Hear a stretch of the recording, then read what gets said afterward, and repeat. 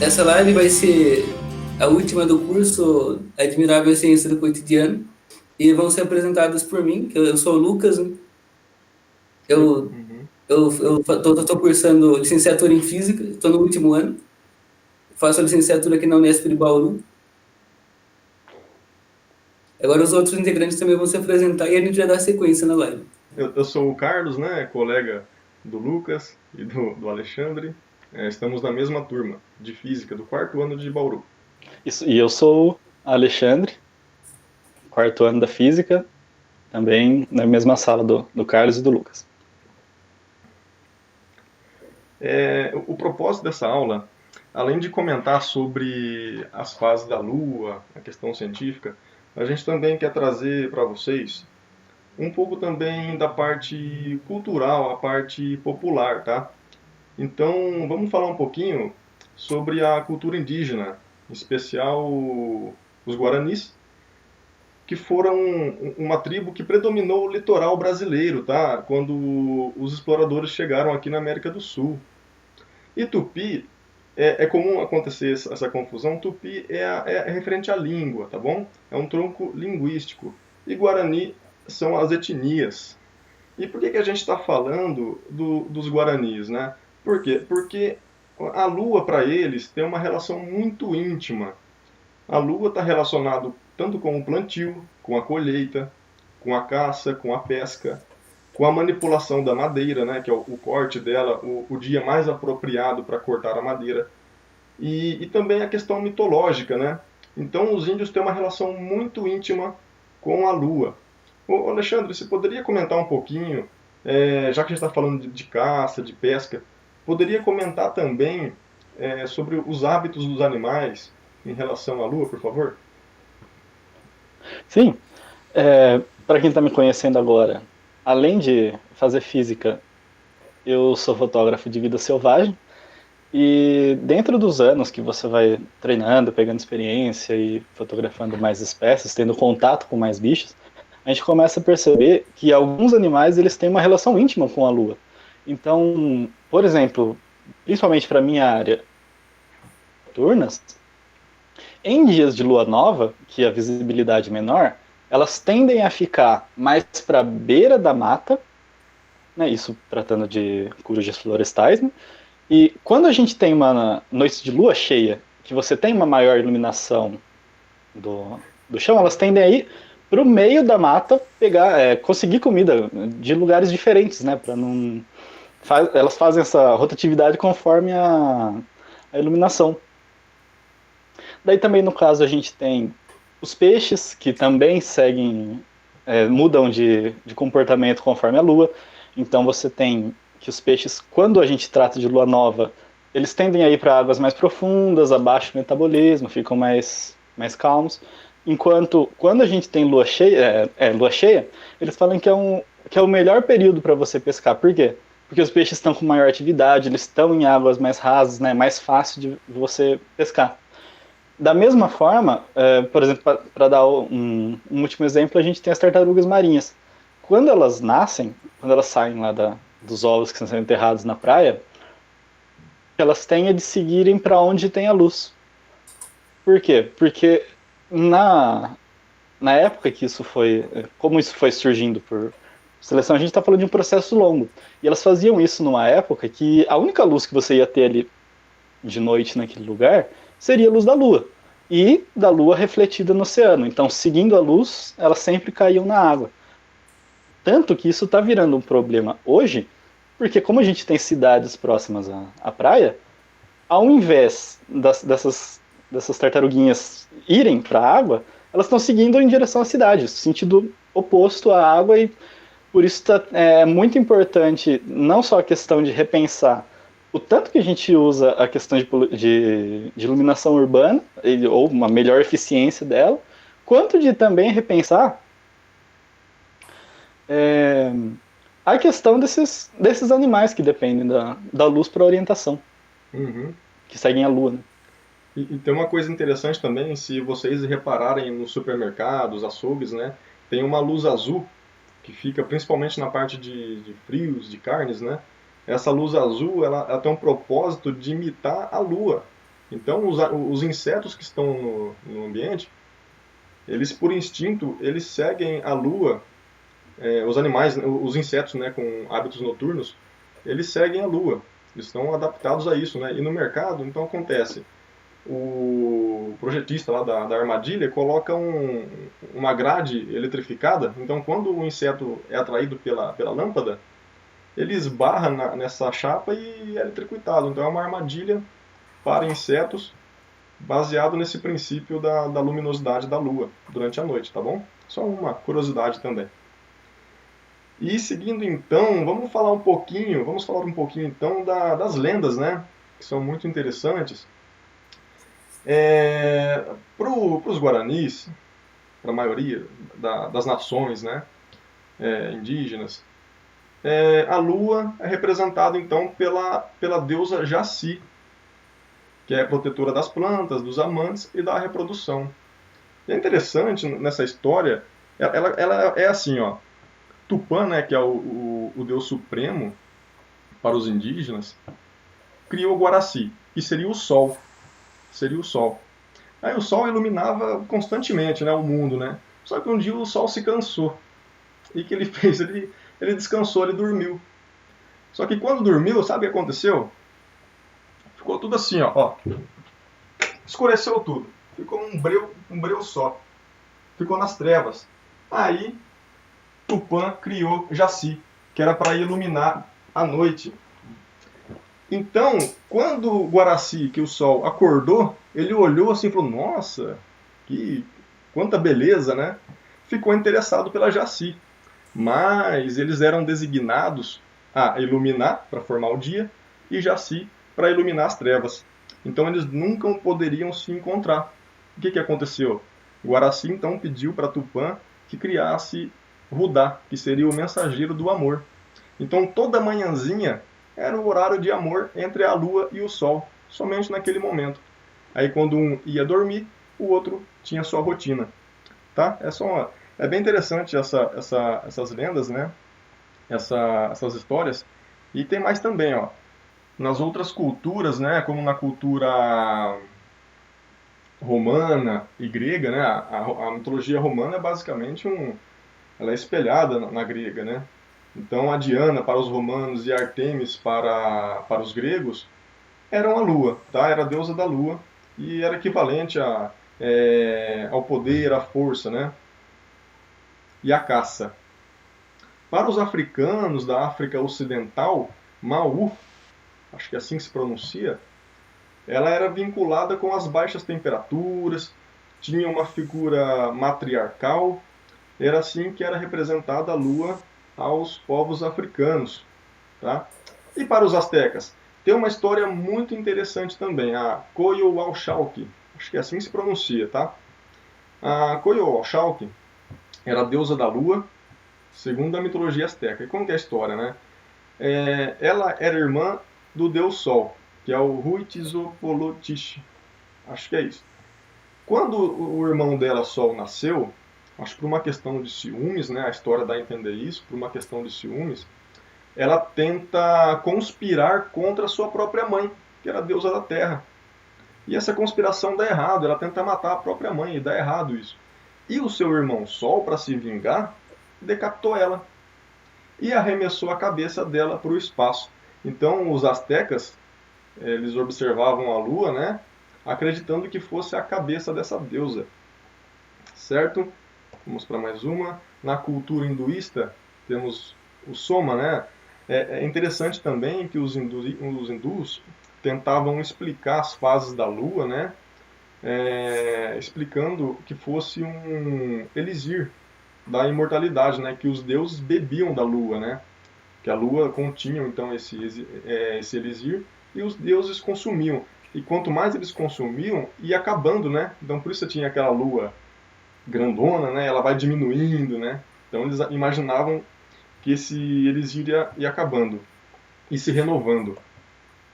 E na cultura japonesa, né?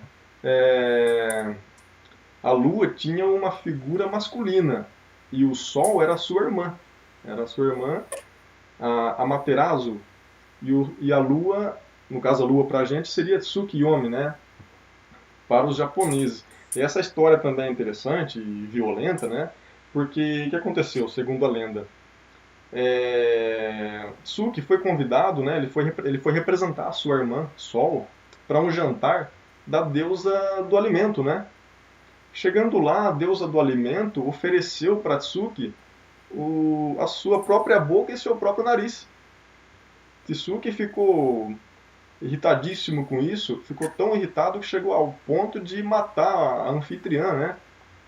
A deusa que convidou ele para a refeição. E quando ele retornou, a sua irmã Sol não o perdoou pelo que ele fez. Então, toda vez que um aparecia, o outro se retirava. Então, são dois irmãos, digamos que não podem se ver, né? Então, isso explica, né, por que quando um aparece, o outro está saindo. Isso na visão dos japoneses antigos, tá? E os chineses também acreditavam que haviam 12 luas, tá? Enquanto as outras civilizações acreditavam que era uma lua, né, era unitário, os chineses acreditavam que haviam várias delas. E também haviam 10 sóis, tá bom? Aí a gente vai se aprofundando um pouquinho e entra na cultura islâmica. O islamismo tem uma relação muito íntima também com a lua, é um símbolo muito importante para eles, que indica a renovação, orienta o calendário. No caso deles é um calendário lunar, enquanto o nosso, o calendário ocidental, é o calendário solar. Tá? E a lua crescente é um símbolo islâmico e aparece em diversas bandeiras nacionais. Mas como assim aparecem bandeiras, né? Por quê? Porque o Império Otomano era um império que tinha a religião islâmica como religião oficial. E quando o império vai dominando outros povos, né, ele também difunde a sua cultura. Então todos os povos conquistados foi propagando então a religião islâmica, né, nesse período. Então por isso nós temos vários países que possuem a lua crescente como símbolo, né? Aqui temos um total de 13 países que possuem a lua crescente, que são países que possuem a religião islâmica como oficial. Agora a gente falou de bandeira, né? Não tem como agora não entrar numa questão política da lua. Eu queria agora pedir para o nosso amigo Lucas explicar um pouquinho sobre a Guerra Fria, para a gente depois falar o que a Lua tem a ver com a Guerra Fria, tá bom? Você poderia, Lucas? Sim, claro. Assim, vamos lembrar primeiro do contexto da época, né?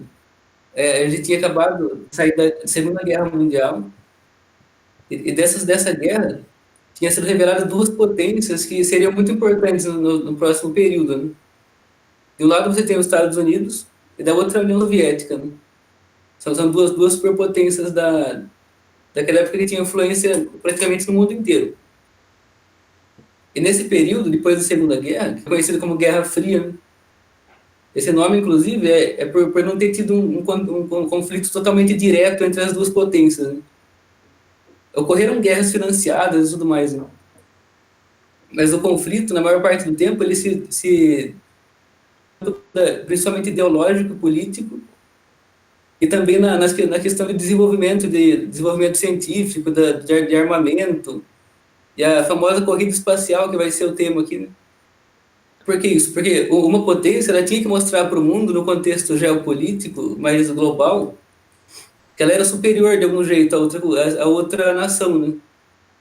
No caso, os Estados Unidos e a União Soviética. Ele tinha que demonstrar certa superioridade para se reafirmar na posição do mundo quanto potência, né? E nesse meio, teve o marco importante da corrida espacial, que foi meio que determinante para mostrar quem que tinha mais superioridade no ramo da ciência, principalmente. Que acho que é isso que o Carlos vai falar agora, um pouco sobre isso, né? É isso aí, ó. Obrigado, Lucas. Isso que o Lucas falou.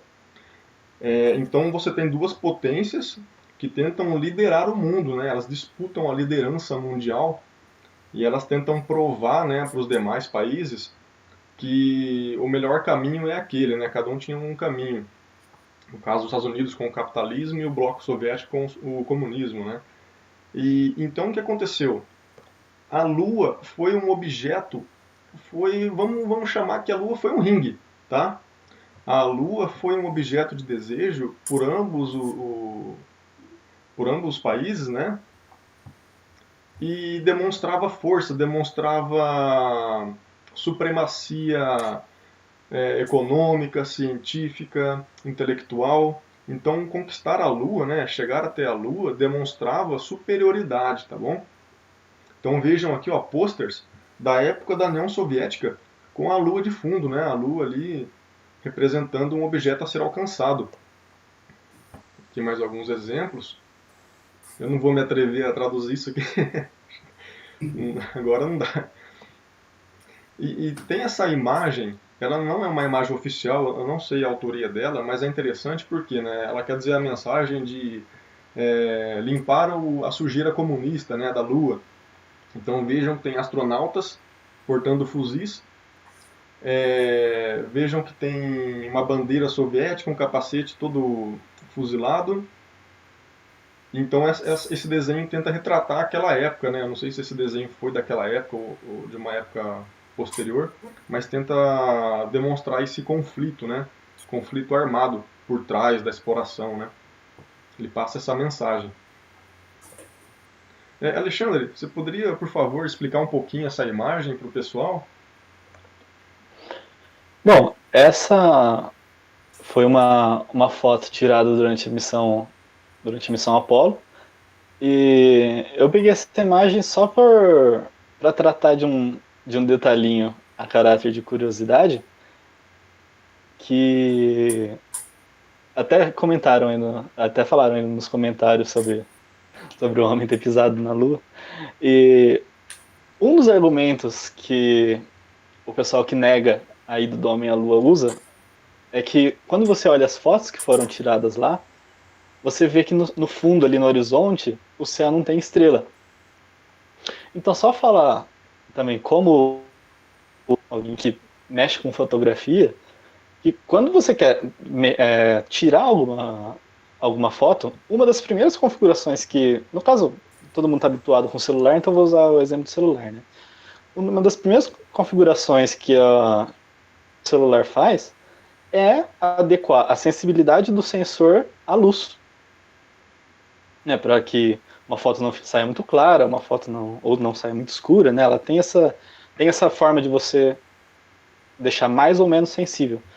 E como você estava num lugar onde o chão reflete bastante a luz, você tem os módulos ali, os uniformes todos brancos, e você tem que adequar a iluminação ali para tirar foto para esses trajes, para esse chão, e para a falta de atmosfera, acaba que quando você vai tirar essa foto, as estrelas de fundo elas são um pouco brilhantes frente ao todo o resto. Então a câmera ela acaba diminuindo a sensibilidade para fotografar bem o que a gente quer e acaba não conseguindo fotografar as estrelas. Então só esse ponto aí. Obrigado, Alexandre. E esse tratorzinho aí que vocês estão vendo na imagem é um rover, né? Ele parece que tem até um guarda-chuva aí de ponta cabeça, mas não, é provavelmente alguma antena. Esses rovers, eles possuíam diversos sensores para analisar a composição, para carregar instrumentos também, detectar radiação, enfim, era uma ferramenta, né? Interessante que eles tinham que empacotar tudo isso, né? E sair da Terra e chegar na Lua e tinham que ir embora daí, né? A gente vai comentar sobre isso também, ó. Essa parte é muito interessante porque, ó, o projeto Apollo teve um total de 17 missões. O projeto Apollo foi um projeto então liderado pelos americanos, referente à Lua, tá? E por que eu coloquei essas 3 missões em especial? Essa missão de 1968 foi uma missão que pela primeira vez os americanos conseguiram orbitar a Lua. O que é isso, orbitar? Vou falar aqui bem rapidinho, tá? A física explica que todo corpo atrai o outro, certo? Objetos que massa atrai massa. Então o que acontece? Quando essa nave sai da Terra ela tem que vencer essa força de atração, e essa força de atração pela Terra, conforme ele se distancia, vai ficando mais fraca. Aí quando ele começa a chegar perto da Lua, a nave chega perto da Lua, aí a Lua começa a atrair a nave, tá bom? Certo? Então é isso. É massa atrai massa. Então, notem que essa trajetória vermelha, ela representa as órbitas, né? Então você tem a órbita da Terra e a órbita da Lua. Então a nave sai da órbita da Terra, se direciona para a Lua e entra na órbita da Lua e faz o retorno, tá? Então essa viagem marcou uma grande revolução para os americanos, porque até então eles estavam atrás dos soviéticos. Os soviéticos já tinham conseguido lançar o homem para o espaço, né, que foi o Yuri Gagarin, já tinham enviado outras sondas. Então foi um grande golpe assim dos americanos para equilibrar essa disputa, né? Isso em 1968 e 1969, Apollo 11, ela é muito icônica também, porque foi a primeira vez que o homem, em teoria, né, que o já nos explicou ali uma coisa que dá debate, que o homem então pisou na Lua, certo? Veja ali a águia americana ali com o raminho na Lua. E o interessante é o seguinte, que além de sair da Terra num módulo, ter que pousar na Lua, eles têm que retornar para a Terra. Então imagine a dificuldade de fazer isso, certo? Então eles além de sair da Terra, pousam na Lua, fazem estudos na Lua, colocam a bandeirinha na Lua, tem toda aquela questão da propaganda também, né, da corrida armamentista, e retornam para a Terra. Nenhuma nação tinha feito isso, tá? E, se não me engano, acho que ninguém também enviou mais pessoas à Lua depois desse período, somente os americanos. E Apolo 13 eu destaquei aqui também porque o que aconteceu?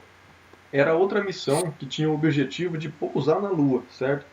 Mas aconteceu um acidente durante a trajetória e eles tiveram que ejetar o combustível, porque um dos cilindros deram problemas, né? Deu problema e eles ficaram sem combustível suficiente para o retorno. Então, eles tiveram que economizar combustível e tiveram que usar apenas a força gravitacional da Lua, certo? Então, eles tentaram imitar essa missão de 68. Então, eles tinham que entrar na órbita da Lua com pouco combustível, né? Então, tinha que ser muito exato os cálculos feitos na hora ali por eles, porque se eles errassem os cálculos, eles seriam atraídos pela Lua e não poderiam retornar para casa. Mas, se eles passarem longe demais da Lua, a força da Lua não vai atrair eles. Então, eles iriam vagar pelo espaço até perder contato de vez. Então, vejam se não correu o suor desses astronautas nesse momento, né? Então, eles conseguiram calcular certinho, fizeram a órbita e retornaram para casa. Então, foi uma missão mal sucedida, mas eles conseguiram retornar.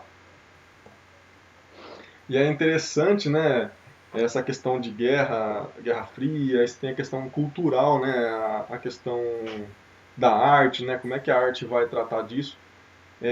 Tem essa música, A Lua dos Namorados, Ângela Maria. Eu não vou cantar aqui porque senão a live vira uma comédia e muita gente vai sair, eu acho.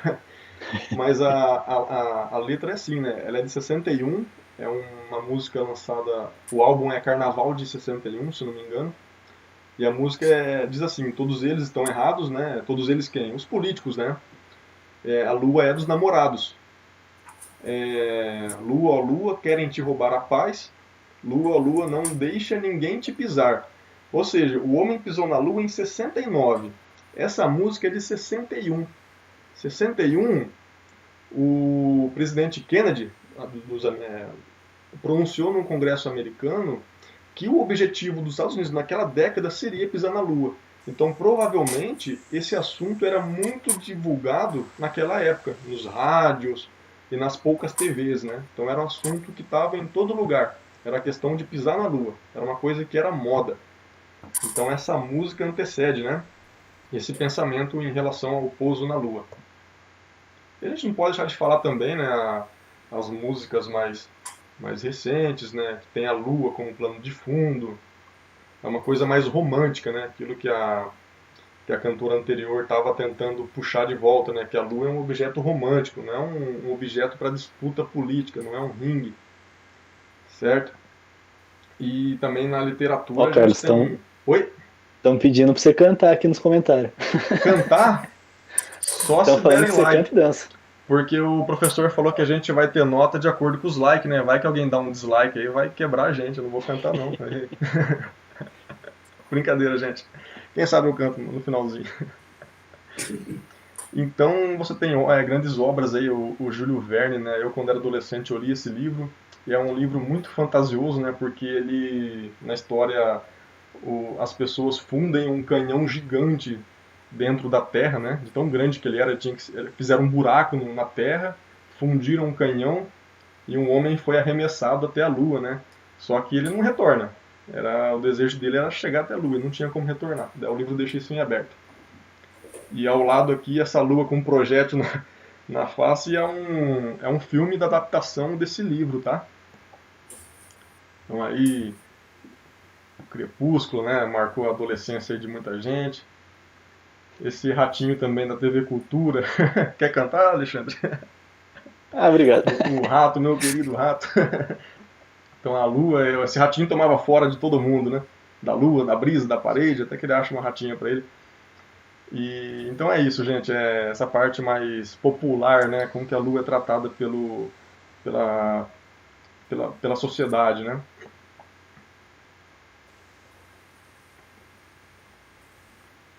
Mas alguém aí sabe, nesse exato momento, em que fase da Lua que a gente tá?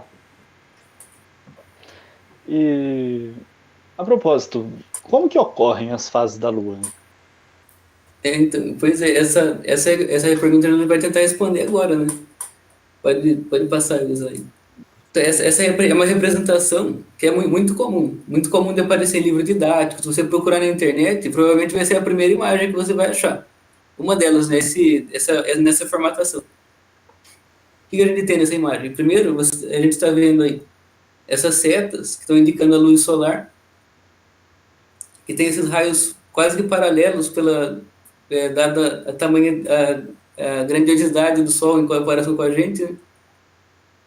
Para ele ser grande, tão grande, né? E você tem aí a Terra e a Lua, que vai estar orbitando em torno da Terra, né? Não exatamente em torno da Terra, mas tem aquela jogada do centro de massa e tudo mais, mas a gente pode aproximar que ela esteja girando em torno da Terra, para fim explicativo. Então aí a gente tem a Lua em 4 posições diferentes. Conforme ela orbita em torno da Terra, a gente vai ver ela de uma forma diferente, né? Mas ela vai ter sempre uma das suas metades iluminada. E como é isso? Aí na posição 1, a face iluminada dela sempre vai estar voltada para o Sol, lógico, né? A gente não vai estar vendo a Lua, né? A parte que está iluminada dela está pro lado contrário da gente, né? A gente não vai conseguir enxergar a Lua. Essa é a chamada fase de Lua nova, né? Depois, conforme a Lua vai se deslocando na órbita dela, ela chega nesse ponto 2. Esse ponto 2 a gente conhece como quarto crescente. Por que quarto crescente? Isso eu vou explicar na hora do experimento. Ela chega na posição 3, num outro momento. Nesse momento a gente vai estar vendo a porção iluminada inteira da Lua, né? A gente vai estar praticamente de frente para ela e de costas para o Sol. É a Lua cheia. Depois, a Lua, conforme ela se desloca mais um pouco, ela vai chegar na posição 4. Lembrando que é sempre um contínuo, né? Esse movimento não é... Ele é sempre um movimento contínuo. E essa posição 4 é a fase que a gente conhece como quarto minguante. Que ela vai ser bem parecida com o quarto crescente, só que do outro lado, né? Ô Lucas, mas por que que não tem sombra na Terra aí? Se tá chegando luz na Lua, mas a Lua tá na frente da Terra, e por que que não tem sombra na Terra? É verdade, né? Boa pergunta. Por que não tem sombra, né? Parece que temos um problema. Pode avançar? Pode avançar. Aqui, né, a dúvida, por que que não tem então, né, um eclipse? O eclipse, né? É um astro cobrindo o outro, né? Para a gente responder isso, a gente vai ter que apelar para o nosso experimento, né? Então eu vou... Eu pode falar. Não, porque o pessoal aqui é assim, né, tem que provar, né? Matar a É, cobra e mostrar o pau, né? Vamos fazer assim então. eles vão demonstrar. Posso abrir o experimento? Não, espera, só para eu falar Uhum. as perguntas. Nesse experimento a gente vai tentar responder essas perguntas. A Lua tem quantas fases? Se é que ela tem essa quantidade definida. E por que vemos sempre o mesmo lado da Lua? O outro lado é escuro? Nós vamos tentar responder isso agora. Então vamos deslocar teu experimento. Bom, enquanto isso, dá uma olhada aqui nos comentários Ah, é e verdade. disseram assim: tendo a Lua aquela gravidade onde o homem flutua, merecia a visita não de militares, mas de bailarinos. Ah, é verdade. E o pessoal acertou o que falou aí da Lua cheia. Eu ia E não colocar só, esse cantor também. só para complementar o negócio que falaram da cheia, né, só a caráter de curiosidade, a Lua tá agora 99,9% iluminada da face que está voltada para a Terra. Isso. Só por curiosidade. Aqui alguns comentários, né, perguntaram aqui, né, que como que a gente está fazendo essa gravação? Essa gravação está sendo feita pelo Meet, ao mesmo tempo que um de nós aqui estamos transmitindo para o YouTube, tá? Então dá um trabalhinho assim, mas sai legal. E perguntaram também sobre o livro do Júlio Verne, né? É da Terra-Lua o nome, tá? Isso, eu vou começar assim, é que a princípio o sol está desligado, entre aspas. Agora eu vou acender o sol aqui, que é um abajur, e a gente consegue ver. Afinal, toda a luz que ilumina tanto a Terra quanto a Lua vem do sol, né? Agora, o que que a gente pode perceber, assim, à primeira vista? Parece um pouco estranho. Parece que a Lua está meio torta. É É, não era para justamente ser isso. tudo retinho? Então, mas por que isso? É justamente isso que vai da Lua fazendo sombra na Terra, e a Terra na Lua, em toda lua nova e lua cheia, né? Afinal, a gente não vê isso em toda lua nova e toda lua cheia. Mas primeiro eu vou explicar rapidamente do que é feita essa maquete, né? Para isso eu vou até acender um pouco a luz aqui para visualizar melhor. Essa maquete é constituída basicamente de uma base de madeira aqui embaixo, e tem aproximadamente 12 por 12 centímetros. Tá dobrada. Eu não sei se estamos conseguindo ver. Ela é feita de uma barra roscada entortada. Ela tem arames aqui segurando tanto a Terra e a Lua, que são bolinhas de isopor de tamanhos diferentes. Esses aqui, um alfinete na Terra, para indicar a posição onde a gente está transmitindo essa live, né, que é no estado de São Paulo, mais ou menos na latitude 22, para baixo do Equador. A Lua também, que depois eu explico para aqui. E aqui tem uma série de porcas e arruelas que vão segurar esse modelo para permitir que ele gire em torno da Terra, que tema mais inclinado. Qualquer dúvida, a gente pode fazer um tutorial também de como faz esse modelo e colocar posteriormente no canal. Ô Lucas, então quer dizer que essa maquete foi construída dessa forma, toda torta assim, com os arames, é, cada um para uma direção assim, porque na realidade é mais ou menos isso que acontece? Isso, é bem próximo disso. Depois, num outro esquema aí, que tem no slide, a gente vai explicar melhor isso. Hum, Tem também o eixo de inclinação da Terra, a gente tem que considerar também, né, de 23 graus e meio. Agora vamos para o experimento. Nessa maquete, as fases mais ou menos do jeito que a gente viu naquele outro modelo plano, porque a gente viu que não deu muito certo, né? Então vamos ver, aqui a gente está na primeira fase que eu vou falar, que é a lua nova. O nosso observador aqui de alfinete, que está aqui no Brasil, no hemisfério sul, nessa posição estaria durante o dia para ele, né? Então seria muito difícil ele enxergar a lua nessa fase, porque a face que está iluminada dela está voltada para o sol. Ver a lua do lado que a gente se encontra aqui no planeta. Então, conforme a lua vai se deslocando na sua órbita, essa porção continua sendo uma metade iluminada, mas a maneira como a gente vai ver ela vai ser diferente. Agora a gente está vendo que eu mudei ela de posição para o que seria o número 2 daquele esquema. O nosso alfinete aqui na Terra Agora ele tá. A gente estaria conseguindo ver a Lua, só que a gente não estaria vendo uma parte inteira dela iluminada, já que essa parte iluminada ainda estaria voltada para o Sol sempre, né? A gente veria ela meio de lado. A gente veria um quarto da porção total da Lua no céu, ou metade do círculo dela, né? Essa fase de quarto crescente, que é uma fase que ela estaria num quarto, né, da superfície total da Lua, só que ela está crescendo, né? Ela está aumentando essa parte iluminada. Quer dizer, ela não está aumentando, é sempre metade, mas a parte que a gente consegue ver está aumentando. Depois, no ponto 3, a Lua continua se deslocando na órbita dela até chegar aqui. Aqui, o nosso observador de alfinete lá no Brasil, ele estaria vendo da Lua, de frente. Então essa é o que a gente chama de lua cheia, porque ela vai tá completa no céu, o círculo, só que ainda é uma metade dela que está iluminada, né?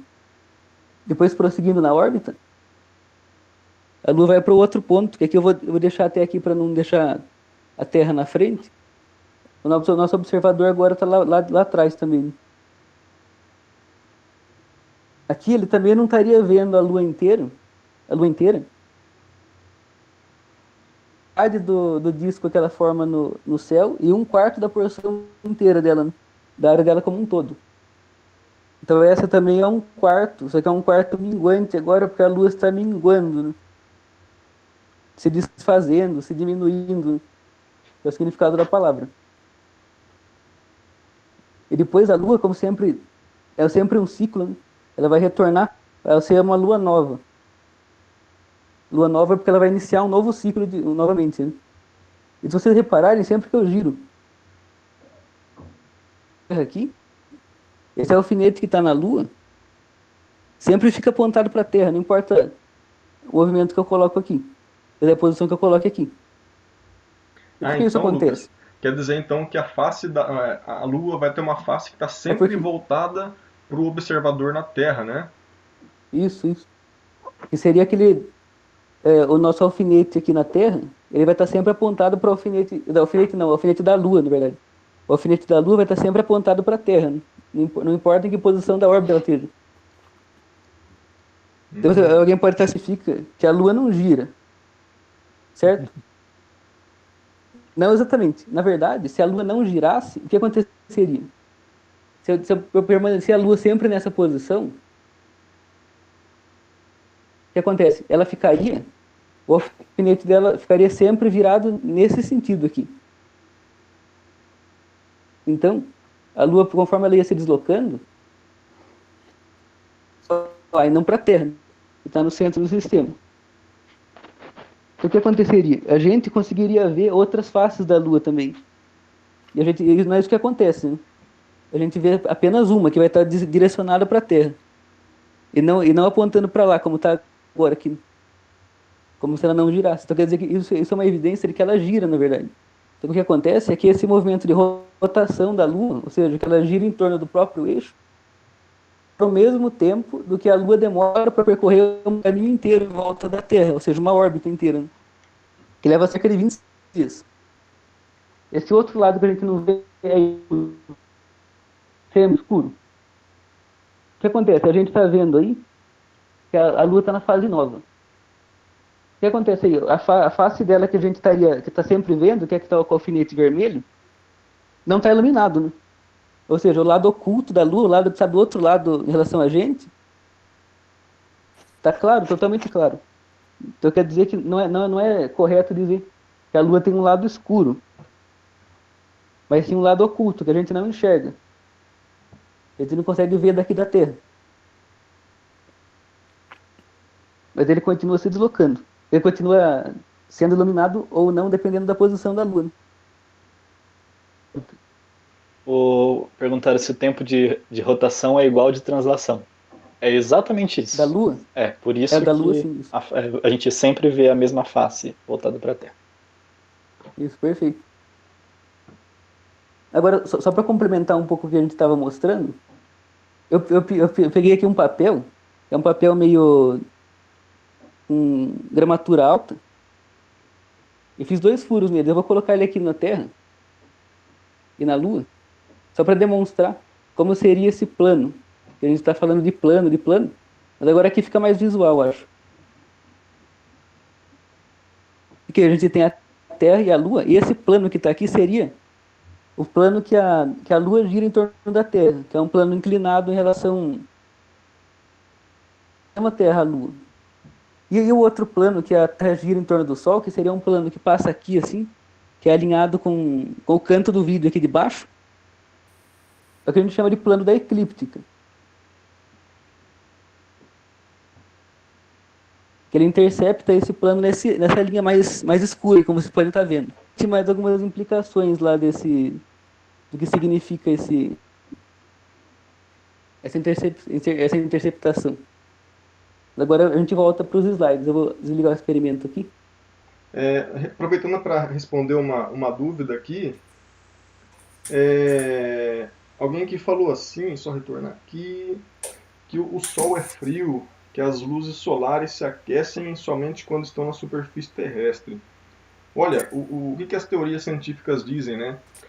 Como é que funciona? O Sol é um grande corpo maciço, que devido à sua grande massa, né, ele concentra tanta massa que de alguma forma acontecem as fusões nucleares, né, e liberação de energia.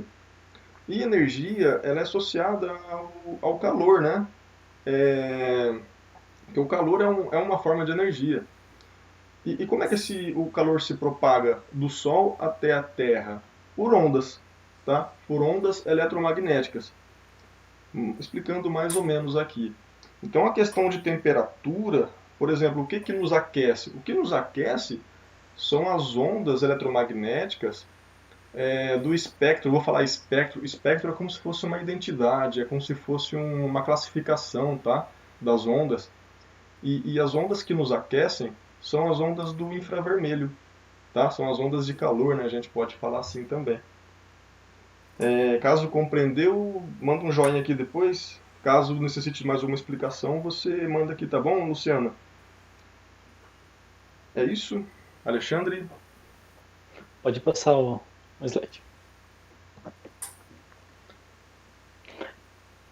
Aqui a gente tem um... Opa.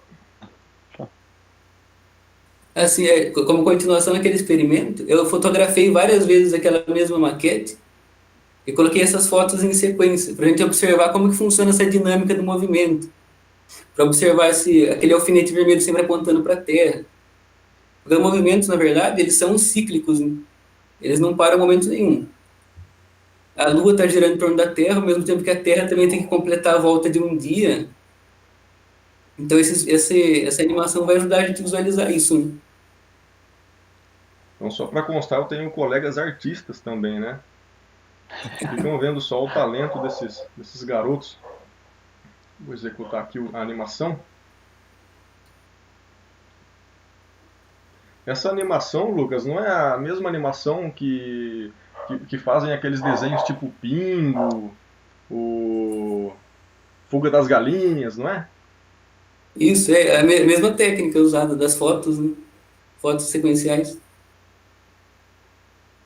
E vocês fizeram na sua casa, né? Isso, fiz no meu quarto. Olha que bacana.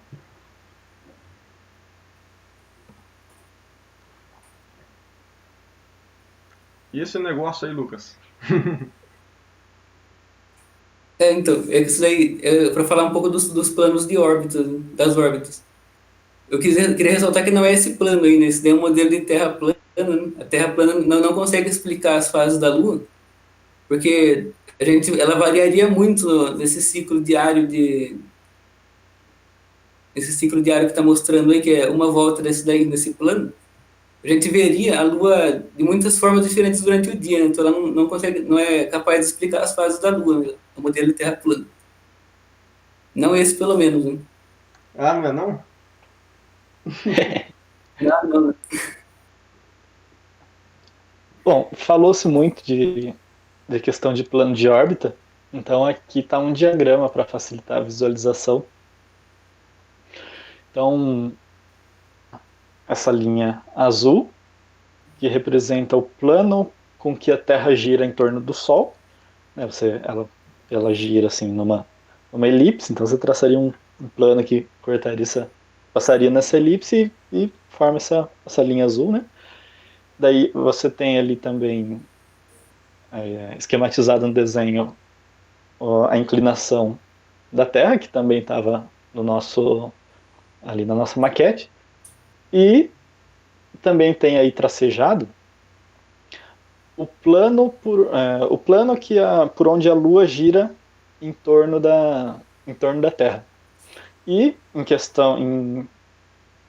em relação aos dois planos, você tem uma diferencinha de 5,2 graus.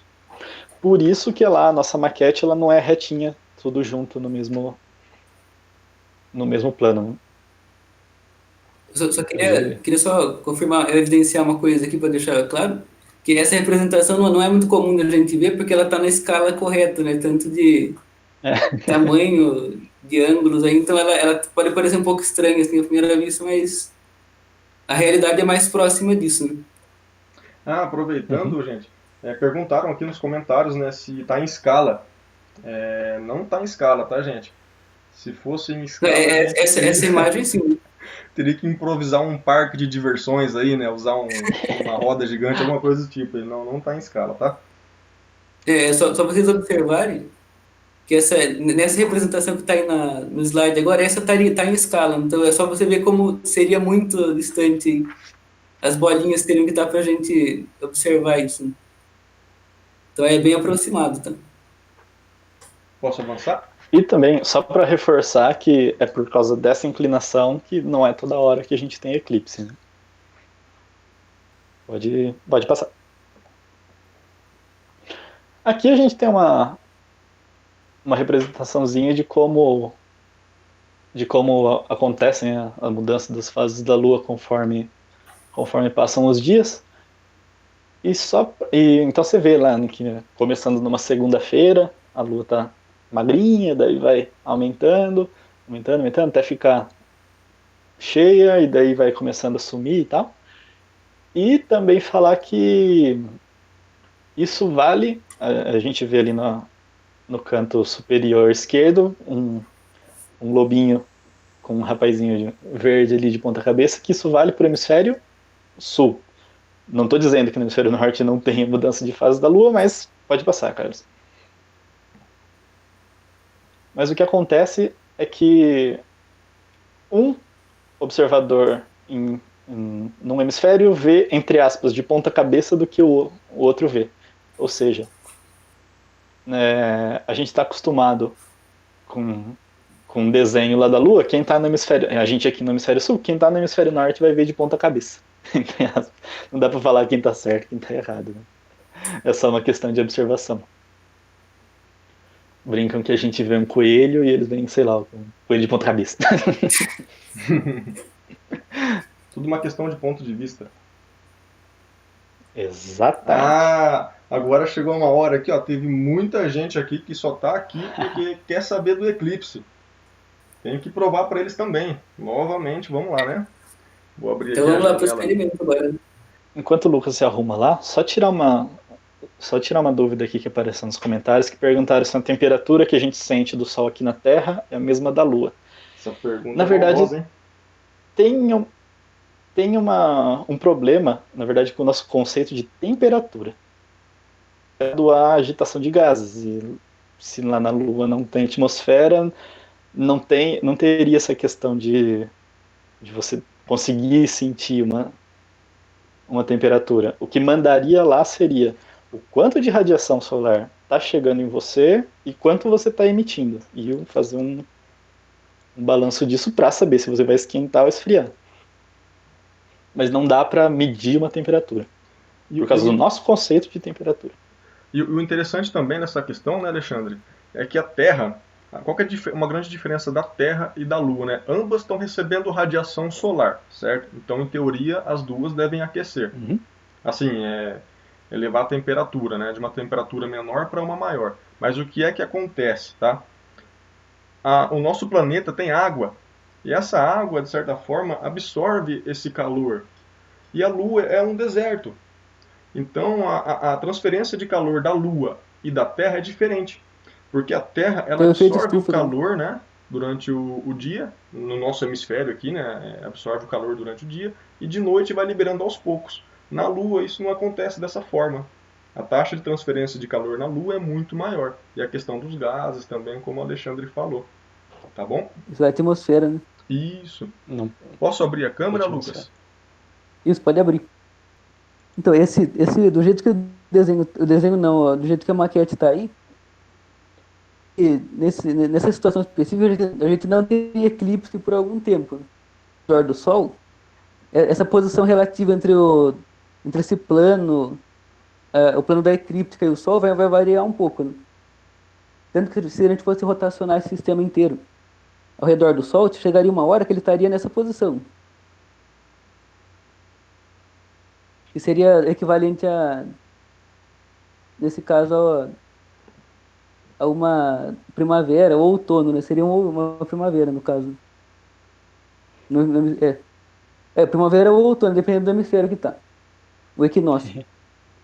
O que acontece? Aqui, conforme a Lua vai se deslocando ao longo da órbita dela, uma coisa interessante aqui. Nesse momento, a Lua vai acabar interceptando o plano da eclíptica. Peraí. Nesse momento, o que aconteceu? A Lua entrou na frente do Sol. Ela interrompeu a luz do Sol chegar e acabou fazendo uma sombra aqui na Terra. Acontece quando, é como eu falando assim bem simplesmente, é quando um astro entra na frente do outro e faz sombra, né? O outro, né? E nessa mesma formatação, conforme a Lua ia se deslocando na sua órbita, ia chegar um momento que ela também ia entrar na sombra da Terra agora. Aí, ó. Agora ela ficou escura, a Lua, totalmente escura. Totalmente escura, não, ela ficou na sombra da Terra, né? O eclipse, o primeiro que eu mostrei nessa representação era um eclipse solar, porque a Lua entrou na frente do Sol e bloqueou a luz solar, né? É um eclipse lunar. Quando a sombra da Terra é projetada na Lua e a gente veria esse fenômeno, né? Agora, para ficar um pouco mais interessante a visualização, eu tenho outra representação de aquele mesmo papel. Agora que eu fiz esse traço escuro, eu fiz ele nesse aqui, que é aquela linha de interceptação, que é onde um plano vai entrar no outro, né? Essa linha a gente chama de linha dos nodos. É só nessa linha que acontecem eclipses, né? Agora, esse caso do eclipse solar, o que a gente está vendo? A Lua está entre a Terra e o Sol. E tem uma sombra projetada aqui, que está indo na direção da Terra. E como a gente pode ver, tem uma região da sombra que é um pouquinho mais escura, que é aqui no meio, né? E uma que é um pouquinho mais clara em volta. Depois, acho que o Alexandre vai explicar melhor sobre isso mais para frente. Agora, o que acontece no caso do eclipse lunar? O que acontece agora? Agora foi a Lua que entrou na sombra da Terra, né? Agora a gente pode ver aqui que a Terra tem uma sombra projetada e está incluindo a Lua nessa sombra. Então ela ficaria dentro não, ela passaria no lugar do espaço onde estaria a sombra da Terra se tivesse meio material ali, né? Então acho que agora a gente termina aqui a parte do experimento e depois acho que a gente vai explicar um pouco melhor sobre como acontecem esses eclipses, né? E Lucas, o pessoal está com muita E a dúvida gente continua. que a gente pode explicar depois em referente à cor da Lua, né? A coloração que ela adquire, né? Bom, então foi visto lá no experimento a representação da linha dos nodos, né, que é basicamente a linha por onde cruza o plano do eixo de translação da Lua com a eclíptica, né? E a gente viu lá que só vai ocorrer eclipse quando você tem ou uma lua cheia ou uma lua nova ocorrendo exatamente no eixo da eclíptica, para que a gente consiga ter esse alinhamento, ou Sol, Lua, Terra, ou Sol, Terra e Lua, né? Tudo na mesma linha certinho ali, né? Exato. Vamos falar então dos eclipses lunares, né? Bom, quando que acontece um eclipse lunar?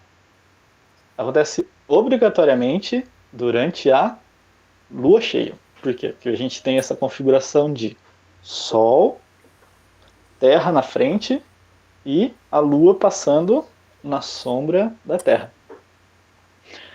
Essa sombra,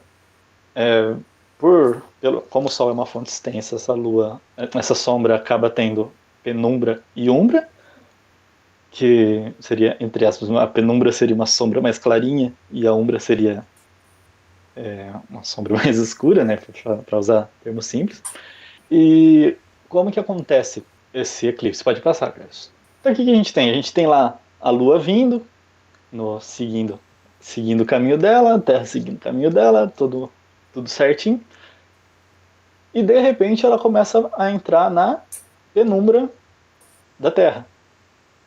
E, bom, aí até, como caráter de curiosidade, se alguém ler lá for dar uma olhada lá na internet e disserem, hoje vai ter um eclipse penumbral, um eclipse lunar penumbral, não, nem perde o tempo. Esse foi das minhas primeiras decepções quanto a eclipses na infância.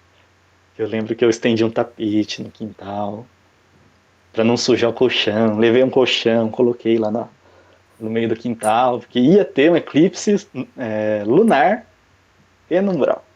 E deu o horário do meio do eclipse, não acontecia nada. O que acontece? A penumbra é uma sombra muito fraquinha. Pra gente que observador comum, a olho nu, não faz diferença. Tipo, é uma variação muito pequenininha de brilho. O que fica legal é quando a Lua começa a entrar na umbra. Daí sim. Então a gente vê que a Lua começa a sumir, ela começa a ficar menorzinha, vai diminuindo, não sei o que. De repente, quando ela tá toda na umbra, a gente começa a ver ela meio avermelhada por efeito da atmosfera, né? Todo o ar que tem em volta da Terra começa a agir como se fosse uma lente. Isso daí distorce a luz do Sol que passa ali nessa rente a Terra e acaba mandando um pouquinho de luz vermelha para a Lua. Daí ela começa a sair da umbra, então ela volta a crescer, volta a ser iluminada, você volta a ver como ela era originalmente, até que volta na penumbra, é a mesma coisa que já está fora, então acaba o eclipse. Né? E você tem como provar isso, Alexandre? Que a Lua fica vermelha e tal? Você tem como provar isso aí? Filho, você tá falando com fotógrafo. Vamos lá então. Pode passar de slide. Mostra pro povo aí. Opa, aqui ó. Essa foto aí fui eu que tirei. Essa foto foi tirada dia 21 de janeiro de 2019. Foi tirada no meu quintal aqui em São Manuel. E eu nem editei nem nada. Tá aí do jeito que tava lá do jeito que saiu da câmera, eu joguei aqui no slide. E o que a gente vê é isso, né? No caso aqui não era um eclipse total, a gente vê que a parte de baixo aqui ainda estava um pouquinho iluminada, mas que a gente já consegue ver essa luz vermelha que a atmosfera da Terra distorce, desvia, iluminando aí a Lua. Aqui a gente tem uma composição de como ocorre um eclipse lunar, né? Então, vai vendo aqui na esquerda a Lua começa a diminuir, vai ficando menorzinho. De repente, essa passagem aqui da pequenininha e de repente vermelha não é assim. Aqui é por questão de configuração da câmera, né? Como o branco é muito iluminado, para a gente conseguir ver o vermelho, a gente tem que esperar ele sumir por questão de sensibilidade da câmera. Mas quando ela já está menorzinha, você já começa a ver assim um vermelho. Né? E daí, conforme vai continuando o eclipse, a Lua vai voltando a aparecer ali totalmente iluminada. Daí, se antes a gente estava falando de uma configuração de Lua cheia, e que é quando ocorrem os eclipses lunares, agora vamos tratar da outra configuração pela qual a gente pode ter eclipse, que é quando a gente tem a Lua nova, né? que são os eclipses solares. Ou seja, quando a gente tem o Sol, a Lua e a Terra, né? Ou melhor dizendo, a Lua passando entre o Sol e a Terra passando na sombra da Lua, né? E nesse caso também, por o Sol ser fonte extensa, a gente acaba tendo umbra e penumbra. E nesse caso já é interessante dizer que para eclipse solar a penumbra importa. Quando? Então, como que acontece? Por a Terra também ser grande, a gente não fala, né, quando a Lua ou quando a Terra entrar na penumbra, né? Mas a gente fala quando a gente aqui na Terra estiver passando pela penumbra, para a gente vê como um eclipse parcial. E quando acontece da umbra passar por onde a gente está, ocorre um eclipse total. Nessa foto aqui é do Observatório de La Silla, no Chile. E o que acontece aqui? A gente vê, desde ali de baixo, que o Sol parece que ele vai tomando um formato ali de meia-lua. Aliás, isso daí é uma composição fotográfica, né? Foram tirando várias fotos durante o eclipse e alinharam seguindo a Terra como fixa, né? E onde que estava o Sol e a Lua em cada posição. Você vê que o Sol vai sumindo, né? Vai virando como se fosse um formato ali de meia-lua, vai ficando mais magrinho, vai sumindo.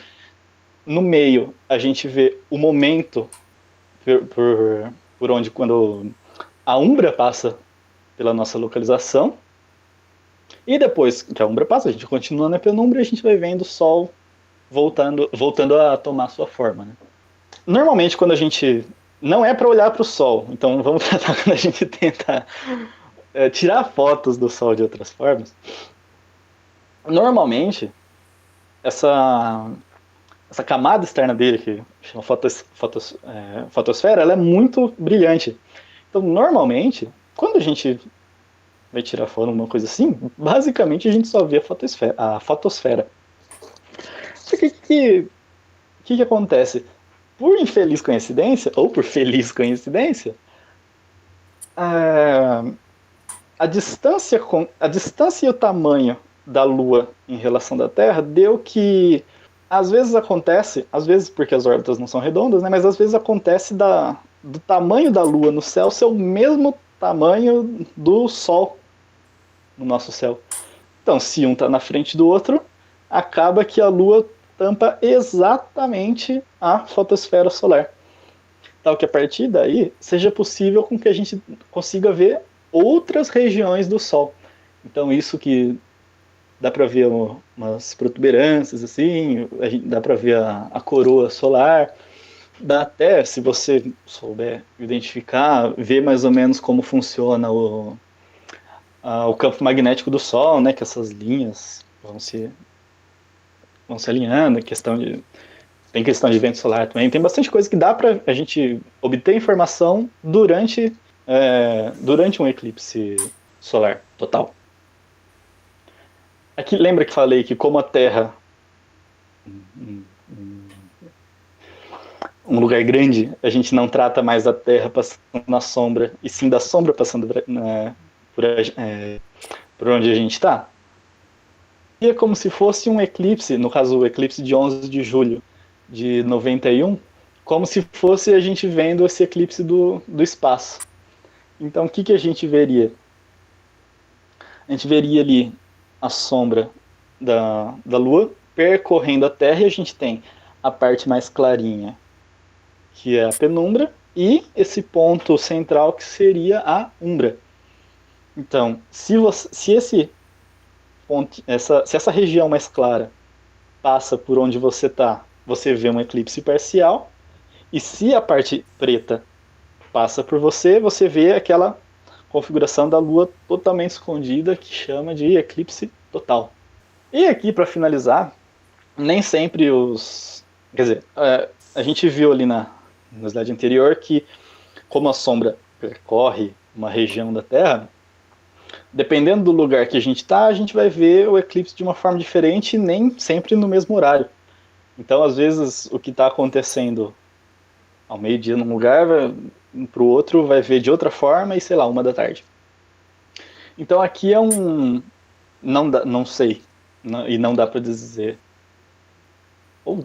se é nascer do sol ou pôr do sol, mas aconteceu que no momento dessa foto que a pessoa tirou, o eclipse parcial estava perto da linha do horizonte e deu para fazer essa composição de um homem com um E Alexandre, dromedário. só completando, né, observe que essa foto provavelmente foi tirada no Oriente Médio, né? E olha só como é que essa imagem está, né? Isso justifica muito, né, a relação desses povos com a Lua, né? Em especial os muçulmanos, né, que tem na sua bandeira, como foi falado lá no comecinho da Sim. aula. Não, essa foto é muito forte. Uhum. Alguém gostaria de considerar mais alguma coisa? Eu só gostaria de agradecer primeiramente a paciência de todo mundo que está assistindo, para ter um pouco de se imergir um pouco no mundo da Lua nessa sexta-feira, né? Essa época de pandemia que talvez está sendo bem difícil para todo mundo.